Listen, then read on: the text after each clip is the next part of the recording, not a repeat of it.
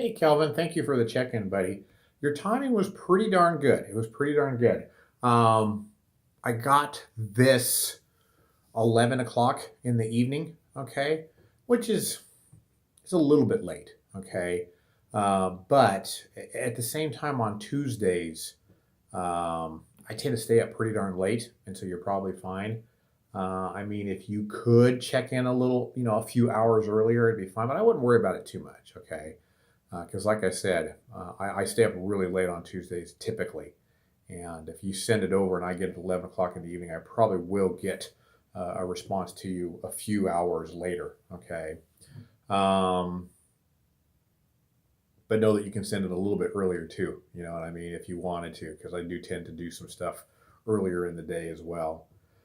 All right, my friends. So first of all, a couple little changes I've made here. Okay, your pictures look pretty darn good. I'm pretty happy with where we're at right now. And really, to be honest with you, if we can progress with training and then just stay the same body weight right now, I think that'd be ideal. Um, but sometimes that doesn't always work out the way that we want it to.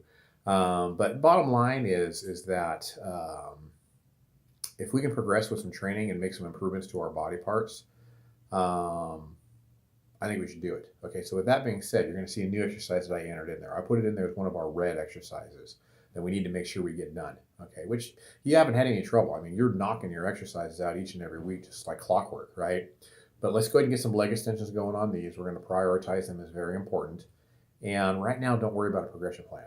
Just get 3 sets of 12. If you want to progress, if you want to add a little bit of load, you can. If you want to add a few reps, you can, but for the most part, we're going to increase volume because we haven't been doing leg extensions and now we are. So we really don't need a progression plan here for a little while, okay? But I wanted to get going on that quad development now, just because it looks like the quads are a little bit lacking. So let's get going on it now, right? On the nutrition front, I don't want to lose a whole lot more weight right now, especially since we don't know when the competition is, right? Let's just see what your average is. You were averaging 27.05 as of the end of November. If we look at right now what you're averaging, let's punch in a little formula here that basically is G58. Oops, G58 through yesterday, G75, which looks like it's a little bit of a good calorie day, or a higher calorie day, so I'm happy about that. Let me fix the formula here because it's not going to work without my parentheses there. So if you look at that average, 2704. Boy, buddy, you're like clockwork right now, right? 2705, now 2704. And you did manage to gain a slight bit last week. Why? Who knows? But I think the big thing is let's just try not to lose. Yeah, maybe it's just your training because you're at the highest volume of your training right now, right?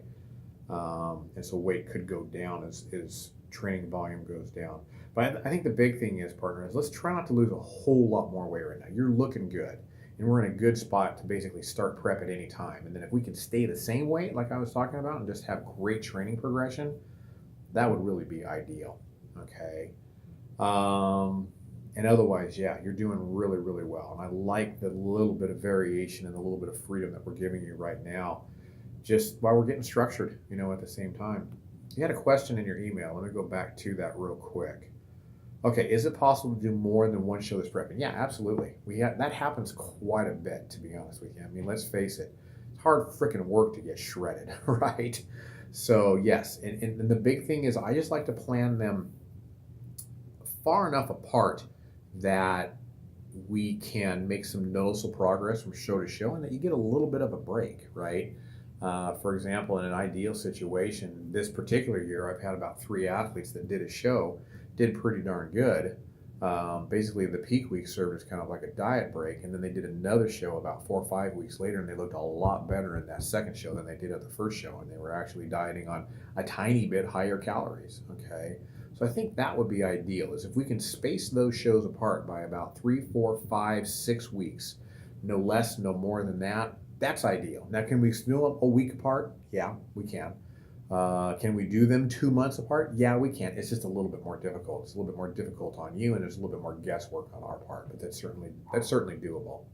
Regarding Eric's latest post on energy deficit syndrome, should I track my training output as well for this maintenance phase? You could. It's not a bad idea to have an audit. Okay. Um, and that way we can kind of see where things go during the prep. But we're not going to make a whole lot of decisions based on that information, okay? Because I mean, the bottom line is that you could do the same amount of work deep into prep, having dropped 20, 30 pounds, and you're expending a whole lot less energy. It just happens. Your body gets so good at conserving energy, right? And so the same amount of work now is probably going to be a lot less calories burned down the road when you're lean, lower body fat, less food coming in, right? It just happens. Can we fix that? We sometimes don't have a choice. No, we can't fix that. We just got to keep driving and keep pushing until we get lean. Now, we might pop impromptu diet breaks and maybe calories go up during that period of time, but then boom, it's going to come right back down again, and we know that. So I'd say if you want to, first of all, do you have a way to track your energy output? Do you have a Fitbit, an Apple Watch, one of those things? If you do, yeah, why not? Let's just go ahead and get an audit right now, okay? If you can eat a few more calories, that'll be a better audit of what your normal is, right? But at the same time, if you don't have a way of tracking it, don't worry about it, my friend. We don't need it that much, okay?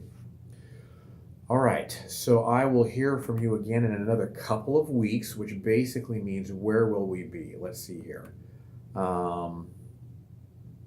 We will be, you're going to do that week, you're going to finish up this week, you're going to do next week. Okay, so you'll be basically doing your testing week when you check back in, and you'll be doing your deload when you check back in. Okay, fantastic, my friend. I'll put some notes in here as far as where I think we might go, but just know that it's a might. We might alter it a little bit. But we might go to something, I don't know, we'll see. I'll put some notes in there. We might just rinse and repeat this with some heavier loads, okay? Because it looks like you're hitting your loads just spot on. Or we might go to something a little bit more auto-regulated to prep you for when we do start cutting, okay? Something to where we're basically, read my last blog post at 3dmusclejourney.com. In fact, I'll just go ahead and put that link in there for you. And we might go to something like that to where we don't necessarily plan for progression. We observe it, see what happens, and then we might occasionally intervene and bump up, use tools that bump up, progression and volume as needed, okay? But I'll put that link in there for you so you have it to follow. But right now we're just going to finish this up because it looks great. And you're looking good. So keep it up, okay? All right, bud, thanks. We'll talk to you later.